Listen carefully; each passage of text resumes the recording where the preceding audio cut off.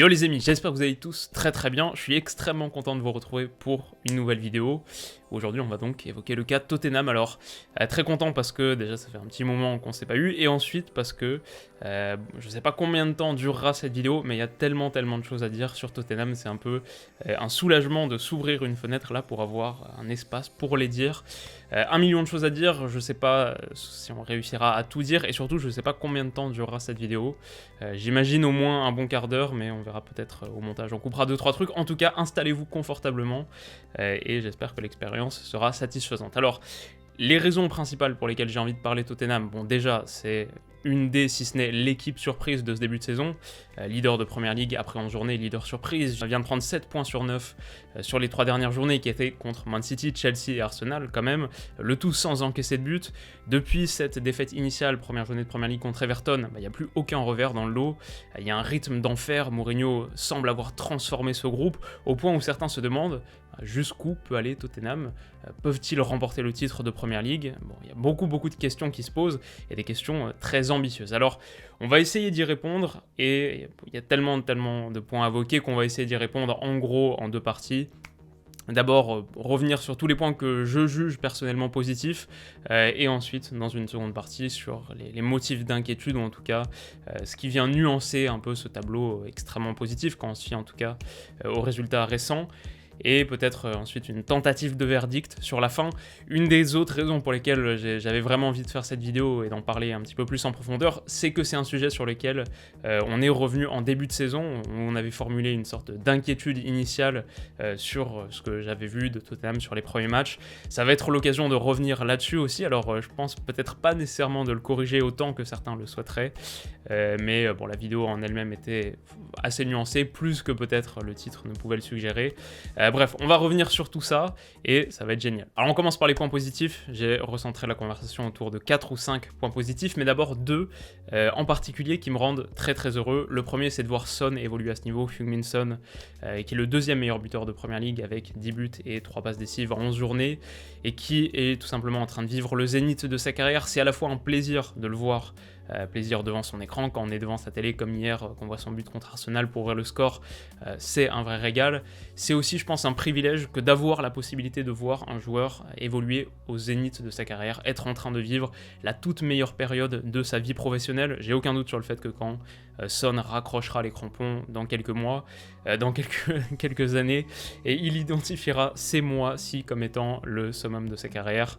Et ça, c'est un vrai bonheur, on le voit, il est tout simplement habité par une confiance extraordinaire. Ça a toujours été un bon finisseur, il surperforme depuis 4 ou 5 saisons, il surperforme ses expected goals de 30% à peu près, donc il marque, on prend ses XG, on multiplie par 1,3 à peu près, c'est le nombre de buts qu'il marque, donc ça a toujours été un très bon finisseur. Cette année, donc, il est à 3,88 XG, donc quasi 4 XG. Si on multipliait par 1,3, ça donnerait 5,25. Bon, il aurait entre 5 et 6 buts. Bah non, il en a 10. Et parce que, encore une fois, il est tout simplement sur un nuage en ce moment. Il y a les buts, il y a aussi le reste de sa contribution, mais ça, c'est juste un plaisir absolu. Et évidemment, ça contribue de manière massive, difficile à sous-estimer, au succès actuel de Tottenham. Donc ça, c'était le premier point. Le deuxième point, c'est Mourinho. Alors j'ai toujours mes réserves sur son adéquation au foot en 2020, ça on va y revenir de manière très détaillée, donc on s'attarde pas là-dessus pour l'instant, mais en revanche, je trouve que c'est un communicant spectaculaire, un bon communicant mais aussi spectaculaire, et quand il a les résultats qui lui permettent de remettre une pièce, on va dire, dans la machine Special One, quand il a les résultats pour légitimer le fait qu'il remonte sur cette plateforme Special One, il nous offre toujours des déclarations extraordinaires, des célébrations qui restent un peu dans l'histoire. Faut dire que c'est un très bon communicant, alors à la fois au sein d'un vestiaire, il actionne tous les bons leviers psychologiques, c'est aussi ça qui à mon avis limite un peu sa durabilité, et c'est tellement un manipulateur qu'au bout d'un moment ça peut craquer, mais en tout cas ça marche dans le vestiaire, et puis nous, en tant qu'audience, on passe forcément un bon moment. Donc Son et Mourinho, 2 gros motifs de satisfaction qui sont, on va dire, d'un point de vue personnel et émotionnel, c'est ce qui moi me fait plaisir quand je regarde les rencontres, quand je regarde un petit peu les conférences de presse. C'est pas vraiment de l'analyse, ça, on n'explique pas pourquoi Tottenham fonctionne quand on dit ça, mais j'avais envie de vous en parler parce que c'est la vidéo pour le faire, c'est ma chaîne aussi. Donc voilà en gros 2 raisons émotionnelles, mais évidemment pourquoi est-ce que Tottenham marche aussi bien en ce moment? Je pense qu'on peut l'expliquer par deux autres corpus de raisons. Le premier, c'est que défensivement, les vis ont été bien serrés, les boulons ont été resserrés. Sur les 5 premières journées de Premier League, après tout, Tottenham n'avait conservé aucun clean sheet. Depuis, sur les 6 journées suivantes, un seul but encaissé. La 5e journée, c'était ce match nul extrêmement décevant concédé à West Ham 3 partout, contre West Ham 3 partout, alors que tu menais 3-0 à 10 minutes du terme, ce qui avait souligné, mis en lumière une certaine fragilité défensive, peut-être mentale. Depuis, tout a changé. Et alors, ce qui est intéressant, c'est que si on peut raisonnablement estimer que le succès de Tottenham est aussi dû à une forme de sur-régime offensif qui pourrait un petit peu s'étioler avec le temps, il pourrait y avoir un retour à la moyenne de ce point de vue-là. Défensivement, de mon point de vue, il n'y a aucune raison de le penser. Les stats avancées confirment que Tottenham défend très bien, l'expérience visuelle confirme que Tottenham défend très bien, et ce qui est particulièrement intéressant, particulièrement important quand on parle de tout ça, c'est que ça ne me semble pas imputable à une force individuelle. Alors quand on regarde par exemple la charnière de Tottenham sur les 3 derniers matchs, donc 3 clean sheets contre Man City, Chelsea et Arsenal, la charnière, on avait 2 fois un Dyer Alderweireld et une fois un Dyer Rodon. Je veux dire qu'aucun de ces défenseurs centraux, pour moi, sont top 20 mondial à leur poste. Pareil sur les latéraux, Reguilon et Aurier, je veux dire que c'est plus des joueurs qui sont réputés pour leur qualité de projection offensive que la solidité qu'ils amènent derrière. Donc forcément, si Tottenham défend bien, c'est parce que Tottenham défend bien ensemble, et ça, c'est évidemment une grande réussite du travail de Mourinho. Alors, il y a la bonne idée et la bonne exécution de ce duo Sissoko-Højbjerg devant la défense, où on intègre parfois, ça ressemble un peu à une défense à 6, en tout cas ils sont assez bas, et ils réussissent à faire une boîte avec la charnière centrale qui contient bien le danger axial, après tout le plus important dans le foot, donc ça marche très bien. On peut citer aussi le fait que Kane, par exemple, contre Arsenal, Kane a touché plus de ballons dans sa propre surface que la surface adverse. C'est vraiment un travail collectif, et que ce soit à la fois dans l'exécution tactique, combler les espaces, des déplacements coordonnés, et que ce soit dans la volonté, la mentalité de se déchirer pour le groupe, et parce qu'on a confiance dans le fait qu'il y aura le résultat au bout. Ça, c'est un vrai succès, et là-dessus c'est la base qui fonde le succès de Tottenham. Et on peut aussi, deuxième point, à mon avis, étendre ce point de vue aux transitions offensives, alors qui pour le coup repose davantage sur la qualité individuelle, que ce soit Kane, que ce soit Son, évidemment. Une transition offensive, ça repose beaucoup sur ta qualité de conversion au bout de l'action. Si tu te projettes vite en nombre et que tu fais les bons décalages, mais qu'au bout tu concrétises pas la situation, évidemment c'est beaucoup moins intéressant et on en parlerait beaucoup moins. Donc évidemment ça repose beaucoup sur la qualité individuelle, mais même je trouve dans ces transitions offensives le fait qu'elles soient menées avec un vrai sens, comme on dit en anglais, with a sense of purpose. Chacun sait ce qu'il doit faire, où se déplacer. Il y a pour moi une beauté presque mécanique dans ces projections mortelles. Enfin, le dernier point positif majeur à mes yeux, c'est qu'il y a plus d'options encore sur le banc. Alors je suis pas certain, je suis pas convaincu qu'il y ait une très grosse marge d'amélioration par rapport à l'efficacité qu'a Tottenham. Je sais pas si Tottenham peut marquer plus de buts avec ce même volume d'occasions créées, ils sont déjà en surperformance massive, mais il y a d'autres options qui sont disponibles sur le banc pour donner un petit peu plus de richesse et de profondeur à ton projet de jeu. Lo Celso est moins titulaire ces derniers temps parce que Tanguy Ndombele a pris la place de 10, en tout cas sur le papier, donc Lo Celso, les entrées peuvent faire du bien. Pareil pour Gareth Bale qui finalement a un temps de faible assez limité pour l'instant.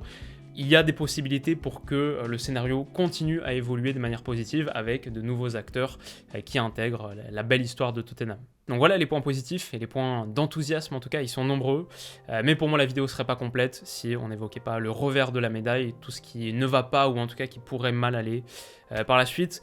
Pour moi, ça s'articule principalement autour d'une chose, même s'il y a un deuxième point, mais une chose principalement, c'est que la production terrain me semble insuffisante pour véritablement aspirer à l'ambition maximale, être champion par exemple, ou en tout cas être très très bien placé.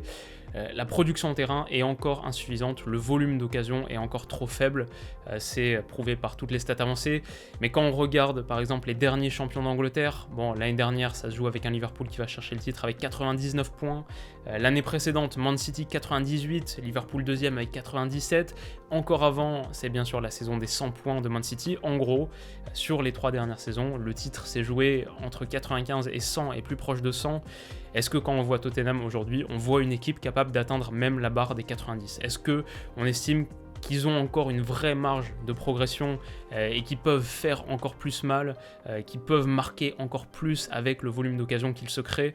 Bah non, en réalité, on dirait sans doute exactement l'inverse. 3e meilleure attaque d'Angleterre pour l'instant, Tottenham est seulement 7e niveau XG, donc 17,39 expected goals pour 23 buts. C'est une nette surperformance. Il n'y a que Southampton en fait en Premier League qui a un différentiel plus fort. En tout cas cette saison, hier contre Arsenal, 2 buts avec 0,39 XG. Contre Chelsea la semaine dernière, ce 0-0 insipide, 0,23 XG. Contre Man City une semaine plus tôt, 2 buts pour 0,76 XG. Quand on parle d'une équipe en sur-régime, on parle d'une équipe comme ça, il n'y a pas d'autre manière de le dire. Il est très très invraisemblable et improbable que Tottenham continue à gagner autant de matchs avec une production de terrain aussi réduite qu'en tout cas sur les dernières rencontres. Alors je contrebalancerai dans une certaine mesure cet argument négatif dans le sens où cette saison est très très particulière et même les 3 dernières sont plus des anomalies au regard de tout ce qu'on sait sur le foot moderne. Des saisons à 100 points, c'est plutôt des aberrations statistiques que la norme qu'il faut viser. En tout cas, c'est possible d'être champion avec 80 points, Leicester l'a été, et même la plupart des équipes le sont davantage autour de ce niveau de points-là que des 100. Et cette saison est très très particulière, aucune équipe ne fera 100 points cette saison dans les 5 championnats majeurs, ça je peux l'affirmer tout de suite. On voit que tous les leaders classiques des 5 grands championnats sont soit distancés par rapport à leur position habituelle, que ce soit en Liga où le Real Madrid est à 6 points de l'Atlético, le Barça à 10 ou 14 points, que ce soit le PSG qui a une faible avance, la Juve qui est 4e à 6 points du Milan AC. Bref, c'est une saison étrange et qui est due évidemment au rythme physique, à la reprise tardive, etc. qui font que il y a plus de points qui sont laissés sur le bord de la route.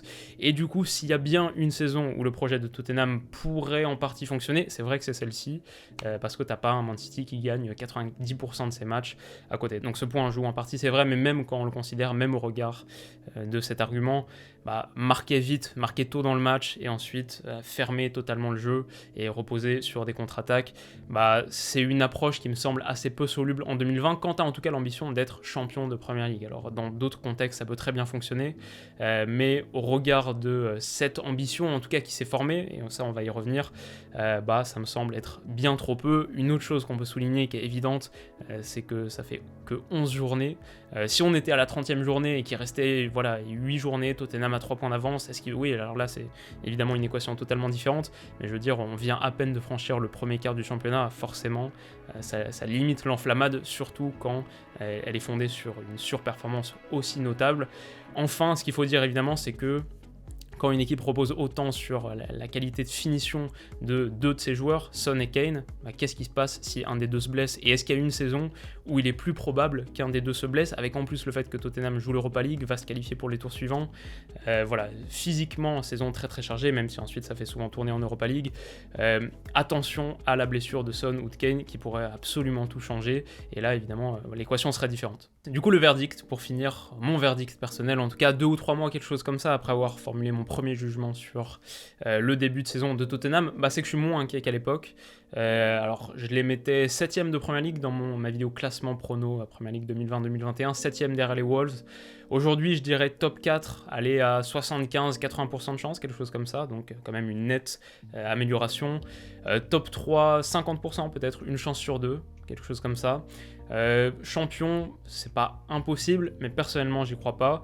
Le truc, c'est que c'est pas ce qu'on leur demande, et autant, moi je suis toujours partisan de présenter une approche un peu plus nuancée, un peu plus de recul, et quelque part essayer de voir le tableau général plutôt que de s'emballer entre guillemets sur 2 ou 3 matchs, même si parfois ça peut être légitime. Autant tout ça, autant il ne faut pas changer les paramètres de l'équation, on ne va pas changer les règles et les exigences. La réalité, c'est que personne demandait à Tottenham de ne serait-ce que viser le titre en début de saison. C'est pas le simple fait qu'ils soient inclus dans cette conversation, c'est la preuve de leur succès et c'est la preuve du succès de Mourinho. Donc globalement, forcément, l'impression est positive. Maintenant, je suis très curieux de voir, par anticipation, moi je continue à suivre la saison de cette équipe, j'ai regardé quasiment tous leurs matchs. Aussi peut-être un truc qu'on peut dire tant qu'on est là, c'est que j'ai rien contre Tottenham. Alors je sais que certains pensent que j'aime pas Tottenham parce que j'ai fait cette vidéo au début de saison où je manifestais quelques doutes. Même sur Mourinho, mon avis n'est pas du tout extrême sur aucun des deux sujets. Alors sur Mourinho, j'ai certaines réserves sur certains points, mais en même temps, je l'adore, je suis trop content qu'on l'ait en tant que personnage du monde footballistique. Je respecte beaucoup des choses qu'il a fait par le passé en plus, donc bon, j'ai vraiment rien contre Mourinho intrinsèquement, et rien contre Tottenham, alors ça c'est sûr et certain. Moi j'adorais par exemple le Tottenham de Pochettino, j'ai vraiment vibré devant cette équipe, bien plus que devant Arsenal ces dernières saisons, pour ceux qui pensaient que j'étais un supporter caché des Gunners, pas du tout le cas, même si j'aime beaucoup Bergkamp. Mais bon, voilà en gros sur ce point émotionnel on va dire. Maintenant, hâte de voir donc dans quelques jours la rencontre contre Liverpool, c'est mercredi, alors pas celui-là mais celui d'après, Liverpool, et ensuite ça va enchaîner le week-end contre Leicester, on va apprendre plein de choses à ce moment, et ça va être forcément une belle histoire à suivre, passionnante.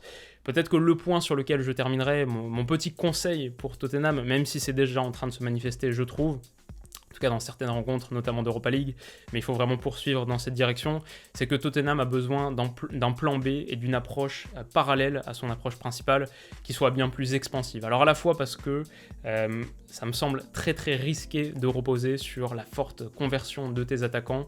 Forcément, au bout d'un moment, il y aura un retour à la moyenne, ça c'est une sorte de loi inéluctable. On va finir par retomber sur des chiffres un peu plus normaux, même si Son et Kane sont des finisseurs d'exception. Personne est un finisseur d'exception de ce point de vue-là, sinon il serait le meilleur joueur de l'histoire. Donc forcément, il va y avoir un petit retour à la moyenne, et du coup, là, quand tu convertiras un peu moins tes occasions, bah, tu voudras avoir un petit peu plus de volume d'occasions, c'est logique, il faudra compenser ça. Et j'ai envie de voir Tottenham commencer à développer une approche un peu plus expansive, en tout cas sur certaines rencontres. Alors pourquoi pas, contre les gros, rester sur ce modèle bas, marqué en transition ultra rapide, et après sécuriser, verrouiller, tuer le match un peu sur la fin, pourquoi pas. Mais contre la deuxième partie de tableau, contre le dernier tiers de tableau, je pense que c'est quelque chose, c'est une approche que tu pourrais regretter quand on voit la qualité individuelle qu'il y a à Tottenham. Il y a moyen pour faire beaucoup plus, et il y a moyen pour sécuriser les 3 points de manière plus certaine dans ces rencontres-là. Enfin, le point qu'il faut souligner, c'est que l'approche tactique des adversaires va évoluer aussi au fur et à mesure de la saison. Alors Arsenal hier s'est totalement jeté dans la gueule du loup. Il y aura d'autres équipes qui le feront, mais de plus en plus, on va voir des plans anti-Tottenham qui vont se développer, et où cette approche risque d'être considérablement limitée, en tout cas son efficacité va être réduite. C'est pour ça que Tottenham a besoin de développer ce plan parallèle. Alors voilà en gros tout ce qu'on pouvait dire sur Tottenham. Non, c'est pas vrai. Voilà en gros ce que j'ai dit sur Tottenham, il y a à peu près 5 fois plus de choses à dire.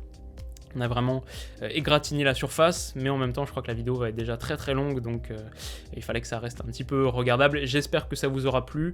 Pour finir sur un moment avec mon sponsor BetClick, Son, meilleur buteur de Premier League, c'est coté à 9,50 chez eux, Kane à 4,80, Tottenham champion c'est 5,75, après il y a placé dans les 4 premiers à 1,35, moins intéressant. Mais voilà, en gros si vous le sentez vraiment, il y a la possibilité de potentiellement convertir cette intuition en un résultat financier intéressant. Si ça vous intéresse, comme vous le savez, vous connaissez le code promo et vous connaissez toute l'histoire, donc vous pouvez le faire si vous le souhaitez.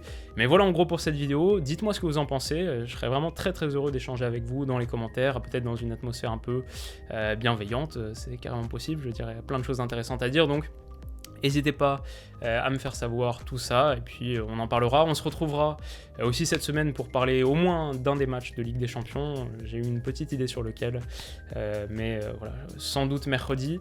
Et puis voilà, on va s'arrêter là parce que je commence à avoir assez mal à la mâchoire. Si la vidéo vous a plu, n'hésitez pas à mettre un petit pouce bleu. Si vous voulez pas rater la prochaine, vous pouvez vous abonner à la chaîne. Et enfin, si ce maillot vous a plu, vous pouvez en trouver un similaire sur le site que je vous mettrai en description. Alors, de notre côté, on se retrouve très très vite. Comme d'habitude, passez une excellente soirée, une très bonne semaine qui démarre aussi. Prenez soin de vous et on se dit à bientôt. Bisous.